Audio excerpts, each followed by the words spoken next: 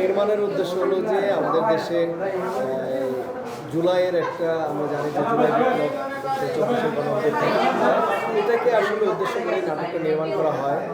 জুলাই অনেক ছোটো ছোটো অনেক ঘটনা আছে যেগুলো আমাদের মনে দাগ কেটেছে, যেই ঘটনাগুলো থেকে অনুপ্রাণিত হয়ে আমাদের ছাত্র জনতা সবাই হলো জুলাই আন্দোলনে নেমেছিল। সেই ঘটনাগুলোকে আসলে মূলত এই নাটকে নিয়ে এসে চেষ্টা করি।